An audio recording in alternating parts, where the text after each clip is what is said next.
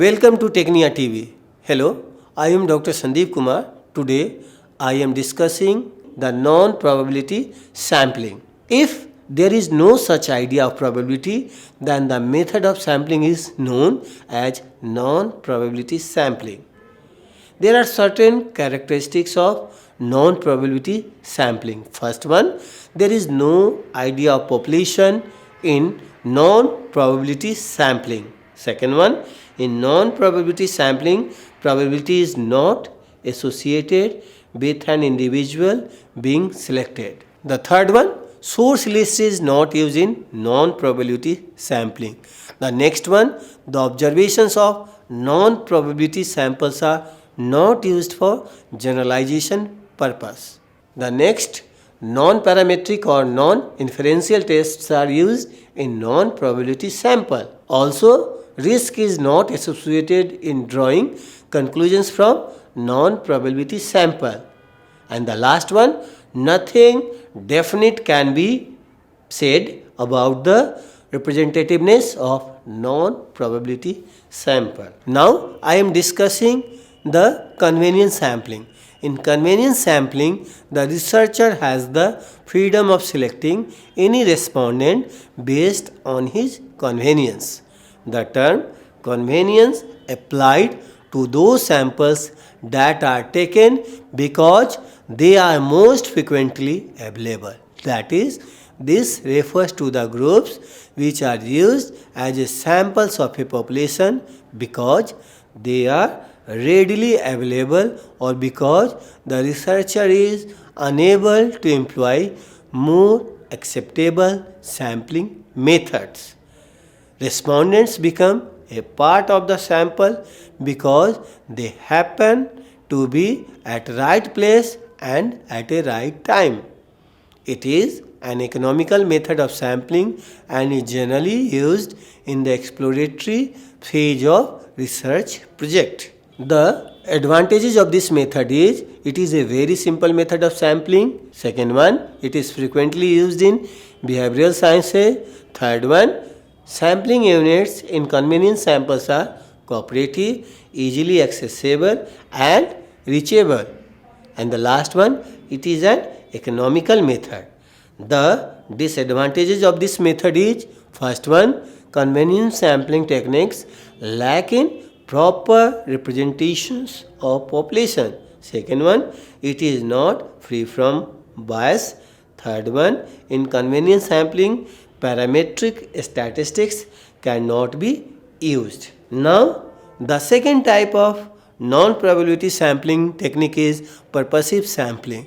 The purposive sampling is selected by some arbitrary subjective method because it is known to be representative of the total population, or it is known that it will produce well matched group. The idea is to pick out the sample in relation to some criteria which is considered important for the particular study. This method is appropriate when the study puts a special emphasis upon the control of certain specific variables. The advantages of this method is in purposive sampling, researchers use the best available knowledge concerning the sample subjects. Second one, there is better control of significant variables in purposive sampling. And the third one, in this method, sample groups data can be easily matched. And the last one, homogeneity of subject used in the sample. The disadvantages of these methods are first one, in purposive sampling, reliability of the criteria is questionable. Second one, knowledge of population is important in case of purposive sampling techniques. Third one, in this method, errors may introduce in classifying sampling subjects. Fourth one, inability to utilize the inferential parametric statistics. And the last one, inability to make generalization concerning total populations. The third techniques of non-probability sampling is judgment sampling. It is a purposive sampling where those respondents are deliberately made a part of the sample by virtue of their positions, knowledge or any other criteria which meet research purpose based on researchers' own judgment. It involves the selection of a group from the populations on the basis of available information. It is to be representative of the total population. In this method, the group may also selected by intuitions on the basis of criteria deemed to be self-evident. This method is particularly suitable when only a limited number of people have access to the knowledge or information required for the research. These sampling techniques does not allow generalization to a specific population since it does not represent a population explicitly. The advantages of this method is first one, knowledge of the investigator can be tested using in this technique of sampling. Second one, judgment sampling is an economical technique. Disadvantages of this technique is first one, judgment sampling is an economical technique. Second one, it is not free from bias. Third one, it includes uncontrolled variations. And the last one, in these techniques, generalization is not possible as inferential statistics cannot be used for the observations of this sampling. Now, the next type of non-probability sampling technique is quota sampling. In quota sampling, groups are created which are homogeneous within and a quota is fixed for each group. This technique is used when a researcher needs certain groups to be adequately represented. In this quota samplings, groups are created which are homogeneous with respect to certain characteristics within the group. A quota is fixed for each group and a sample units are drawn from the group. It is similar to a stratified sampling except for the fact no source list is used and sample units are drawn on convenience basis. In this method, researcher tries ensure that the composition of sample is the same as the composition of the population with respect to the characteristics of the concerned research. Now, there are certain advantages of this method. First one, quota sampling is an easy sampling technique. Second one, it is most frequently used in social survey. Now there is also certain disadvantages. First one, quota sampling is not representative sample.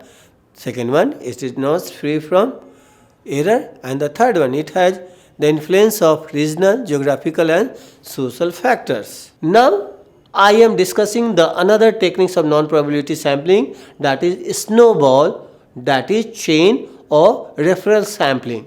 In a snowball sampling, a set of respondents are selected initially and interviewed, and they further recommend the names of the other people. That is, in this technique, existing respondents recruit future subjects from among their acquaintances. Thus, the sample group appears to grow like a rolling snowball.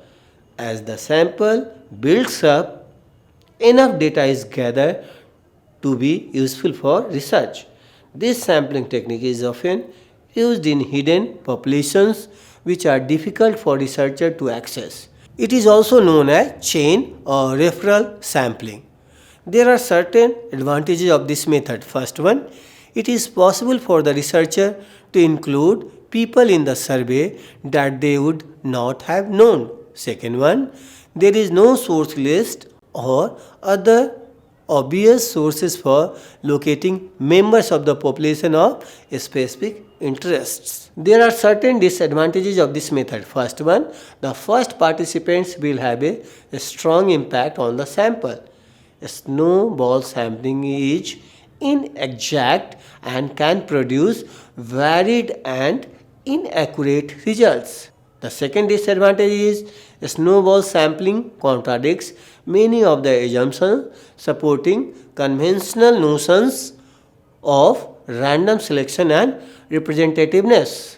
Third one, there is no way to know the total size of the overall population. And the last one, in a snowball sampling, there is the lack of definite knowledge as to whether or not the sample is an accurate reading of the target population. By targeting only a few select people, it is not always indicative of the actual trends within the result group. That is culminations of my lectures on non-probability techniques. Thanks and watch Technia TV for another series of lectures on research methodology.